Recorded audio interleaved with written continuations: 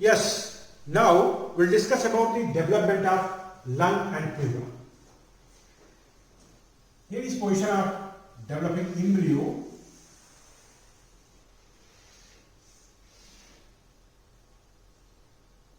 This is developing foregut, midgut and hindgut. And here is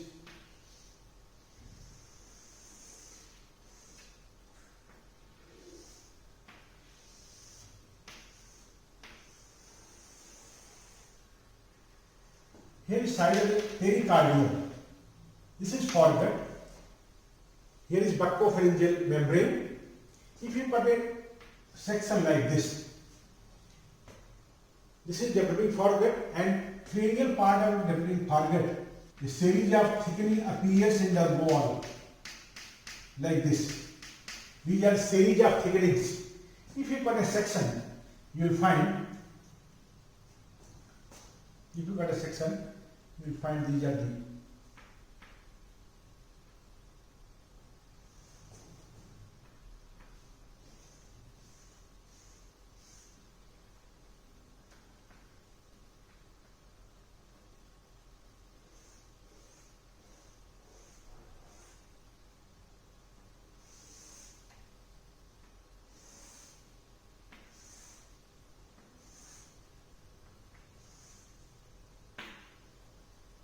So these are inner lining, which is endodermal, and here is ectodermal lining. This here side of buccopharyngeal membrane, inner lining, endodermal. This is ectodermal. This is ectodermal.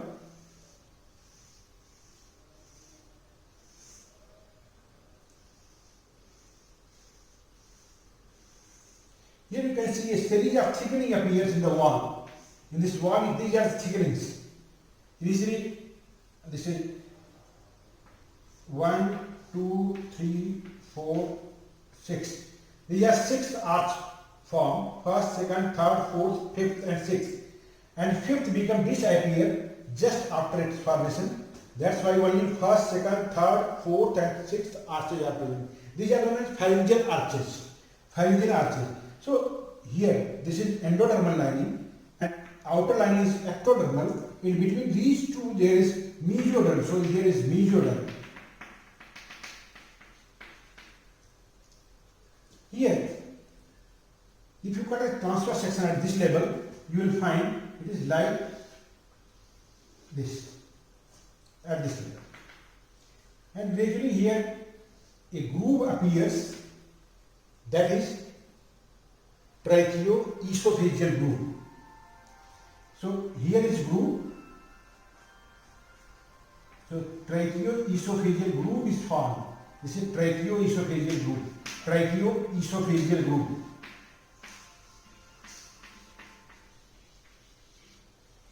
If you see on the lateral view, here is like this, and groove is formed here.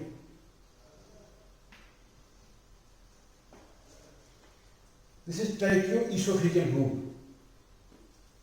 This groove.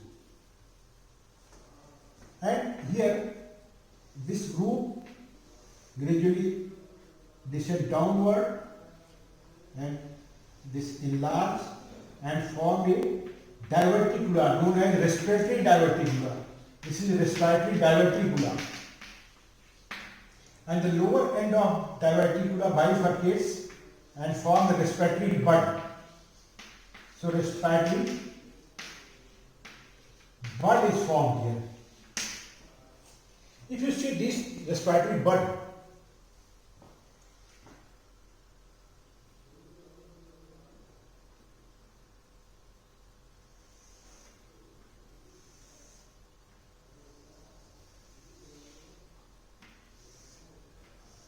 these are two respiratory buds. And these respiratory buds again divides on the right side and gives 3 lobar buds, and left side it forms the 2 lobar buds. And again this on the right side, these buds divides, the upper bud gives 2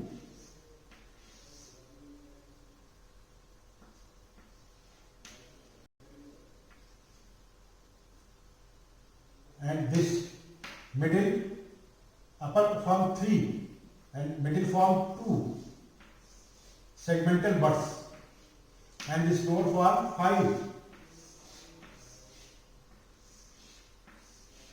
5 segmental buds. On left side, each one forms 5 segmental buds.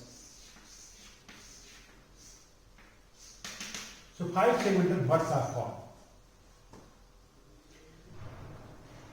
During intrauterine life, the branchial tree, this divides about 17 generations. And after birth, 6 generations of divisions also occurs. Total 23 generations of divisions occurs in the branchial tree. And here on the right side and left side, the lower bronchus, lower buds divides and forms segmental buds, and these segmental buds form the bronchopulmonary segments.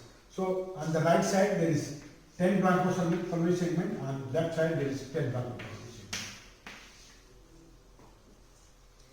This is how the lung develops.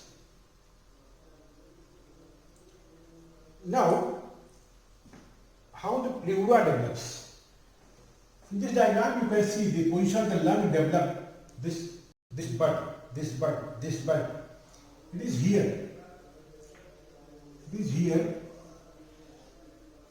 This is respiratory diverticula, develops here, and buds are formed here. And here in this side, this is foregut,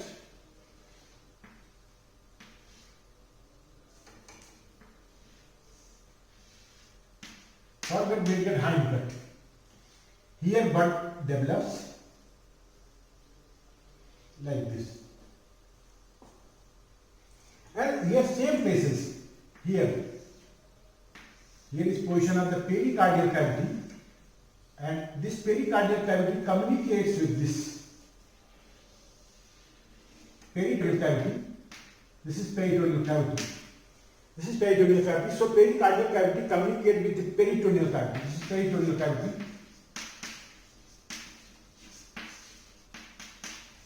This is pericardial cavity.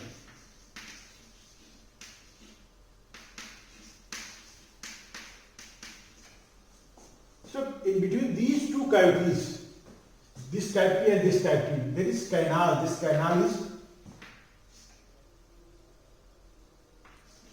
pericardio. This is pericardio-peritoneal canal. This is pericardio-peritoneal canal. Pericardio-peritoneal canal. If you put a section at this level, you will see here developing foregut. Here, and here is position of the pericardium, and on each side there is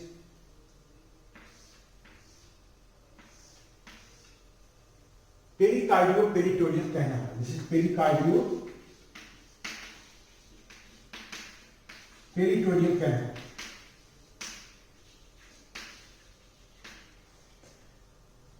Here a septum is also present. This is membrane. Here is pericardio-pleural membrane. So here this canal is entered here by pericardio-pleural membrane, and here pleuro-peritoneal membrane. So here pleuro-peritoneal membrane is formed.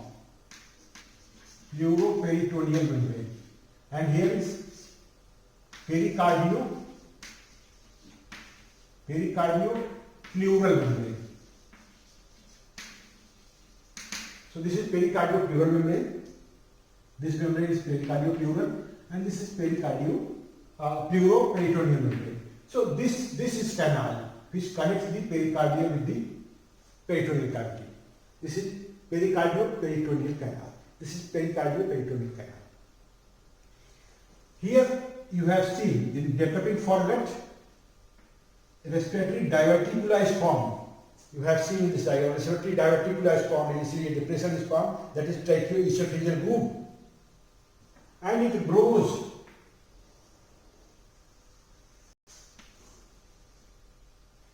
it grows towards this lung bud, form and lung bud goes towards the pleuroperitoneal canal, and gradually the size of this increases and it divides into the lobar and segmental divisions, the lung bud.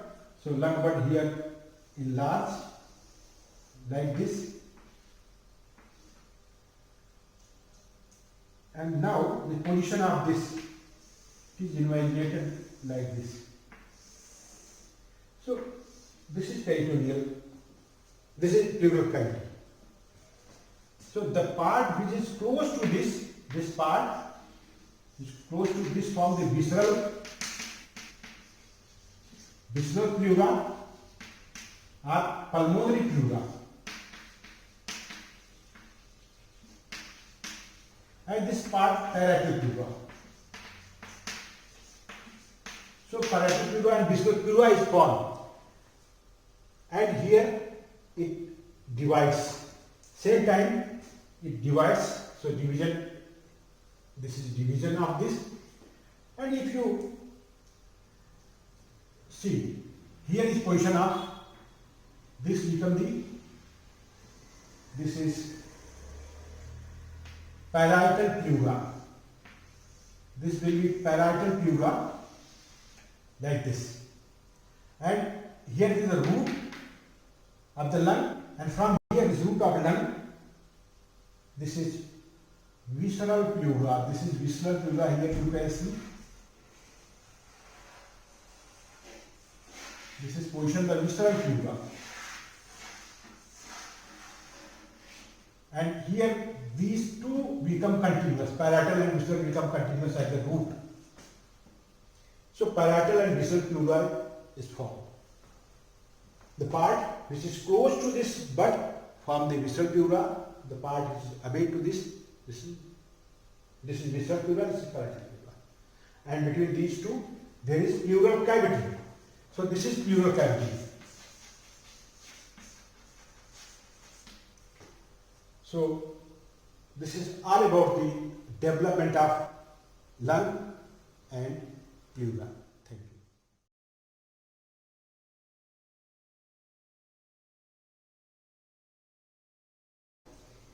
you. In the development of lung and pleura, you have seen how the lung and pleura develops, and here you have seen this is pharyngeal arches. Here tracheo-esophageal groove is formed. Here in this part you can see this is respiratory diverticula. It grows and forms the trachea. It grows into form the trachea, and here the lung buds are formed. The lung buds are formed. During this developmental process, some congenital anomalies occurs.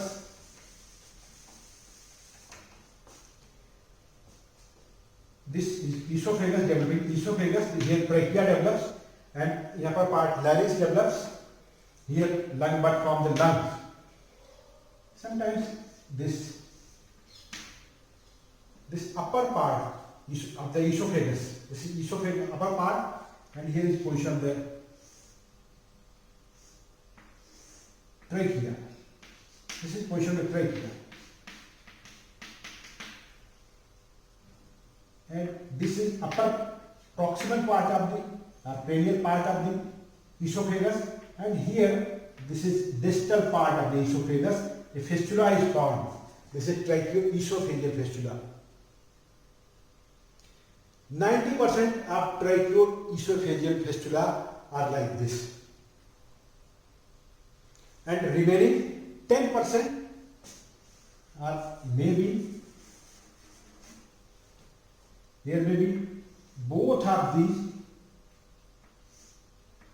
proximal part of esophagus and distal also open into trachea. Sometimes only upper part opens and lower part remain blind. Sometimes both these parts are not connected with each other. So these are several types of the tracheoesophageal fistula. Sometimes both of them are joined at same place like this. So these are the different types of the tracheoesophageal fistula. So this is all about tracheoesophageal fistula. Thank you.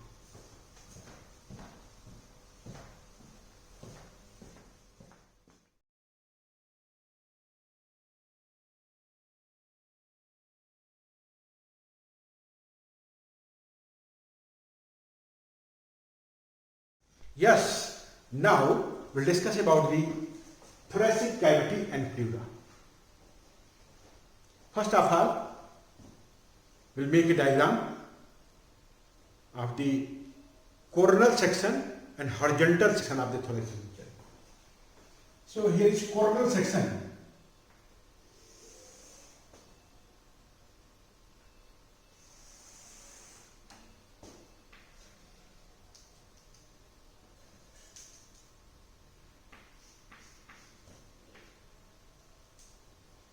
This is diaphragm.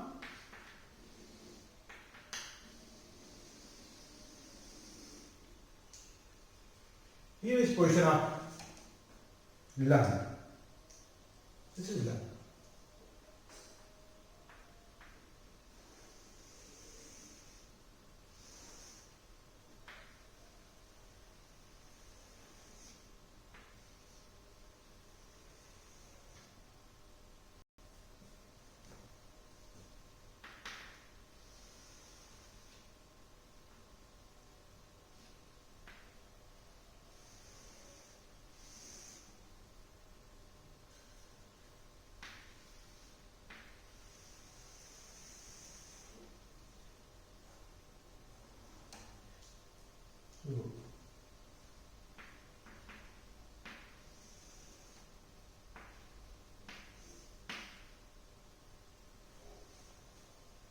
Here is position of clavicle. Here lies first rib. This is level of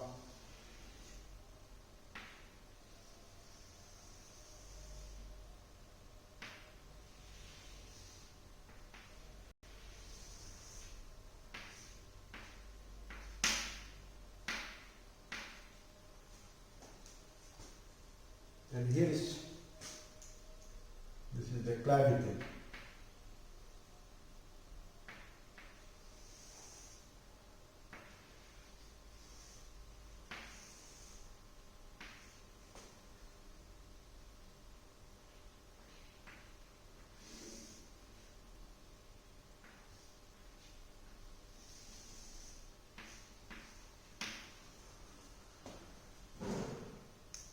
If you cut under section, horizontal section,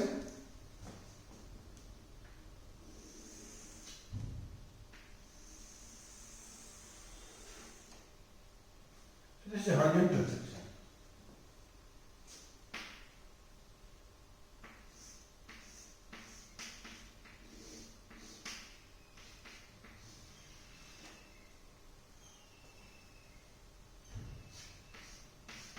This is anterior part, this is posterior part. Here is position of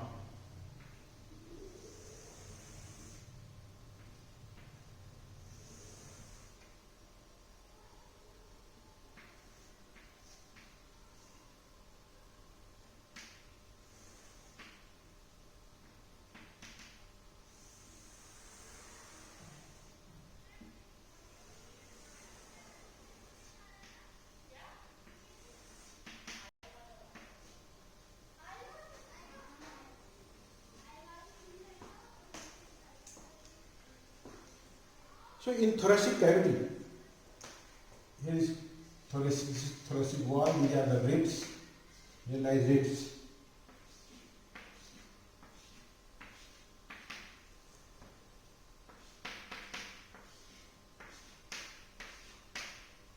Thoracic wall, lecture on the thoracic wall is already uploaded. So you can see the lecture of the thoracic wall. This is thoracic cavity. The cavity lies within the thoracic wall. So here is thoracic wall, here is thoracic cavity. This thoracic cavity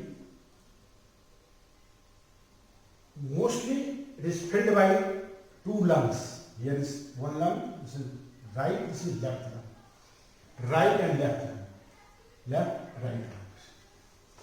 And between these two lungs, this portion here, this part is mediastinum.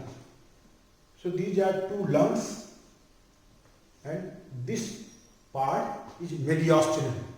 So this part is mediastinum.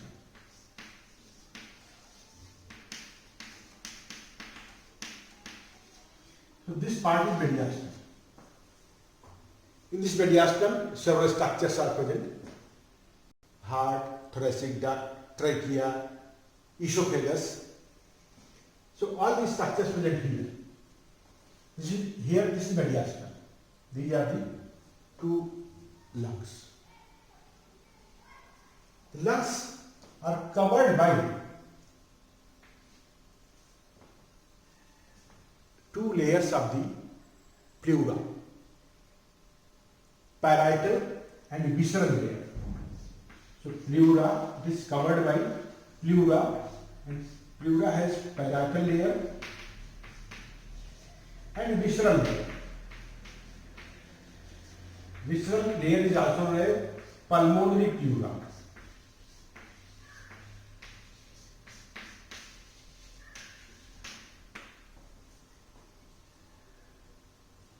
Developmentally, the parietal pleura develops from somatopleuric. It develops from somatopleuric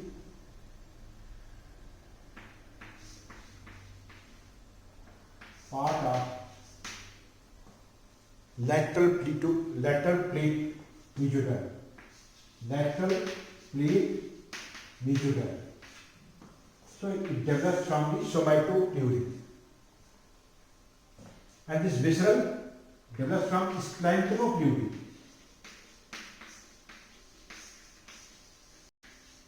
Splanchnopleural part of the lateral plate medulla. This somatopleural development structure is parietal. It is pain sensitive, and this splanchnopleural derivative visceral layer is pain insensitive. It is not sensitive with the pain. And like peritoneum, this pleura is made up of flattened cells. These cells are mesothelium. So these cells are mesothelium which forms the pleura. Parietal layer and visceral layer. Parietal layer, this is parietal layer here. Parietal layer is attached to endothoracic fascia. Here is thoracic wall and it is connected with this wall by endothoracic fascia. Here is endothoracic fascia, and this layer is also attached with the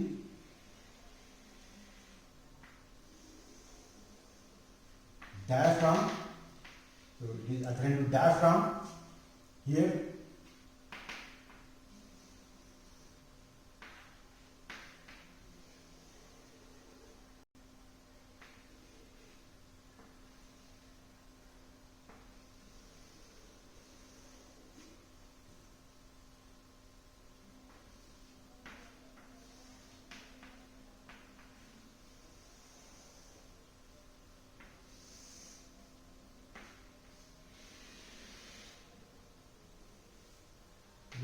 Adherent to endothoracic fascia,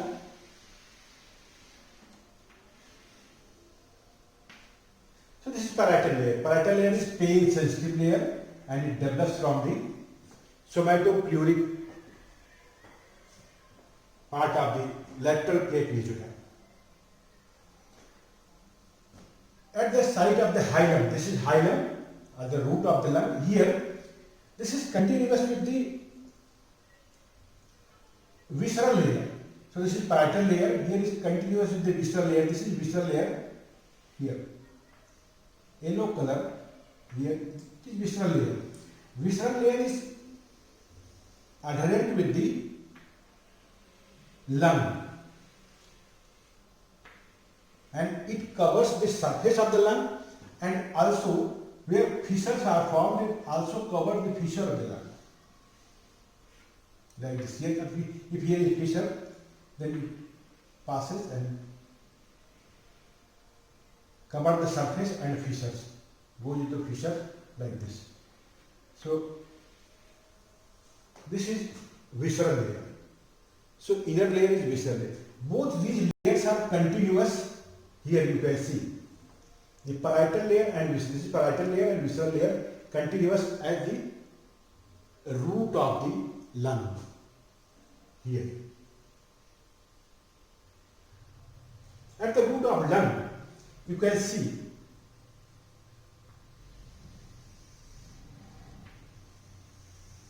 this is the root of lung. If you make lung here, this is root. This part is this part. You are saying from medial side. This is root. Here, these are two pulmonary veins. Here is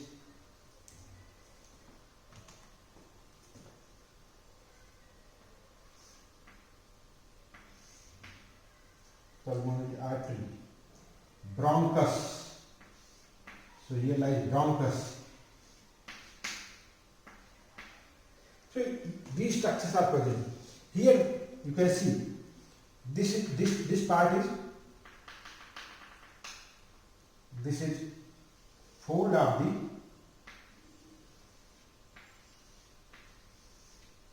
this part. This part is where two layers continuous with each other, parietal and visceral layer. So parietal and visceral layer continuous here with each other. So this part. This layer here folds inferiorly or extend beyond the root of the lung. This is the root of lung, and these foldings extend inferiorly beyond the root of lung.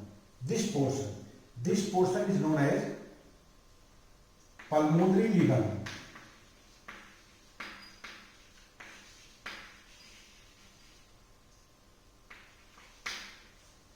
This is actually, this part is pulmonary ligament. Here you can see the loose connective tissue and lymphatics are present here. It provides some space. You can see this is reserved space during exercise when venous blood flow is increased. So this space is required for dilatation of this veins. So this space is used for the helping in the dilatation of these two veins, pulmonary veins. So this is pulmonary ligament. So pulmonary ligament is found here, root. This is diagram of the root. Another thing,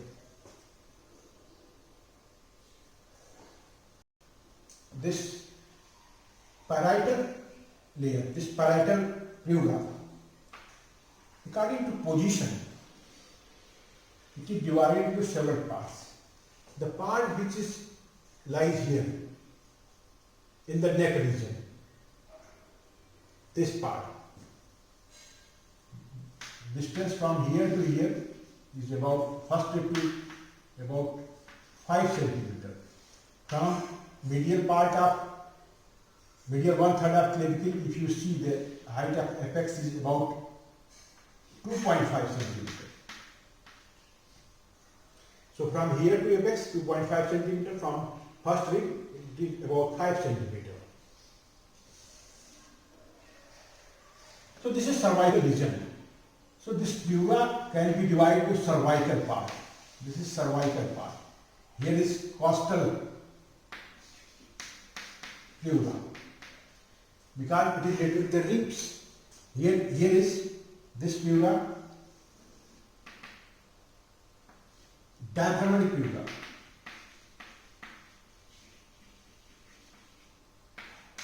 This is diaphragmatic pleura. And this portion from here to here, this is mediastinal pleura. This is mediastinal pleura.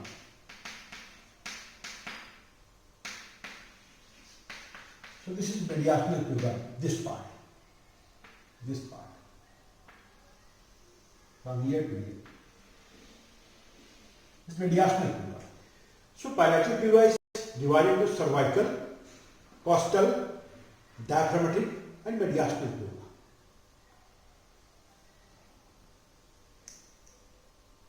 Now you can see there is here between parietal and distal pleura there is space. This is known as pleural cavity. This is pleural space or pleural cavity. So pleural space.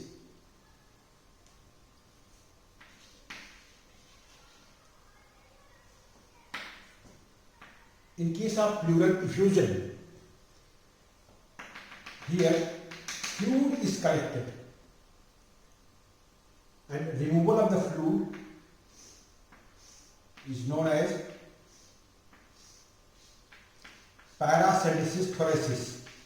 This is known as paracentesis thoracis. So removal of the fluid from the pleural space is paracentesis thoracis. This is known as paracentesis thoracis. So this is removal of this space. And this fluid is usually accumulated, usually stored at the site of a recess. So here between these two layers there is a recess. This recess between the costal layer, costal part and diaphragmatic part. So this is costodiaphragmatic recess. So costodiaphragmatic recess, its length of this recess is about 5 centimeter and it extends from the 8th to 10th rib, level of 8th to 10th rib. So this part will extend from the 8th to 10th rib. This is costodiaphragmatic recess. And here is another recess. Here you can see this is parietal pleura, here is visceral pleura.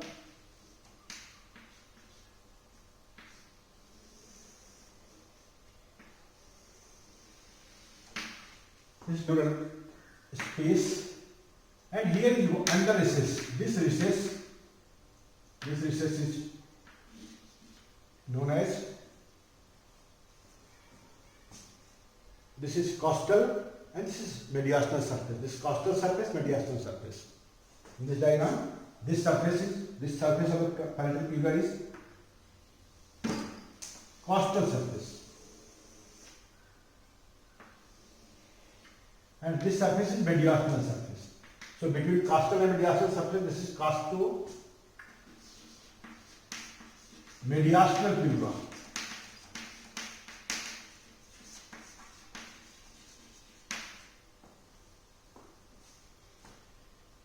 And this pleura, costo-mediastinal recess.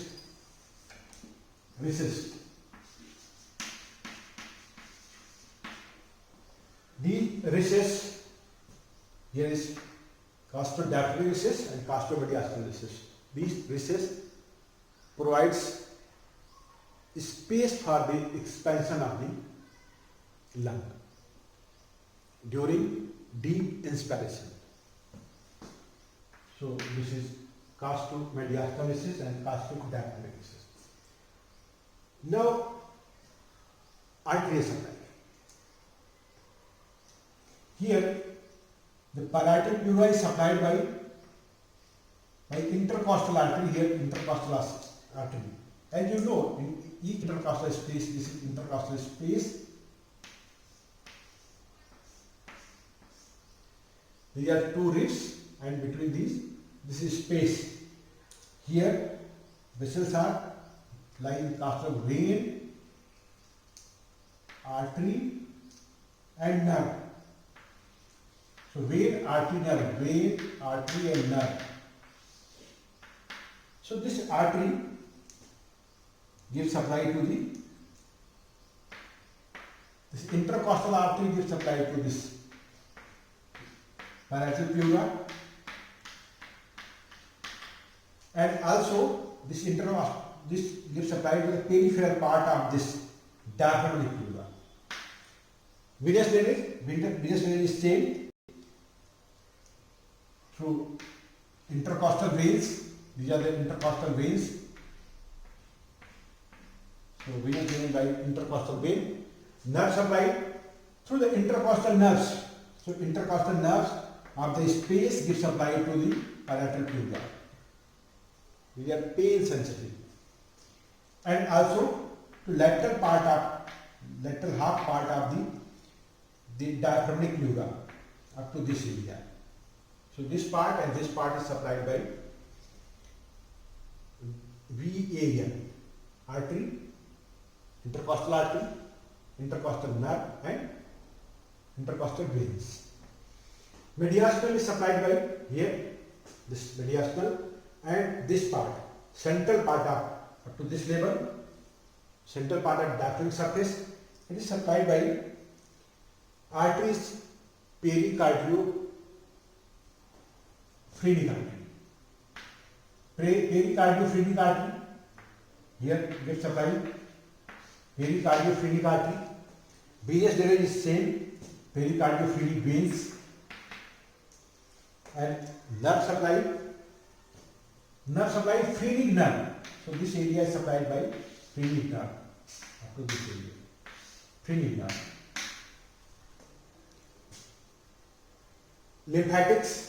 Lymphatics also goes into the intercostal lymph node. Posteriorly and anteriorly, intermammary lymph node. So intercostal lymph node, intermammary lymph node. Now this visceral layer, which is known as pulmonary pleura. Visceral layer is pulmonary pleura. Its nerve supply is autonomic nerve from T2 to T5 sympathetic and parasympathetic vagus. Arterial supply through the branches of branchial artery. Arterial supply. And lymphatic drainage to tracheobronchial group of lymph nodes lies here. So tracheobronchial group of lymph nodes.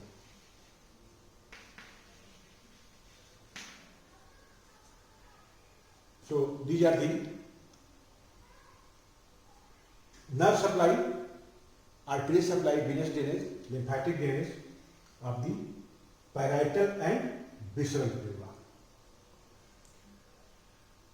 Here is clinical importance: pleural effusion, pleurisy, empyema. These are the clinical conditions associated with this. Here, pneumothorax, hydropneumothorax. If air is here, pneumothorax. Hydrothorax, water is collected, and this is process by which fluid can be removed, that is paracensis thoracis. It is usually done in 6 intercostal space in mid-axillary line. So this is all about the thoracic cavity and pleura.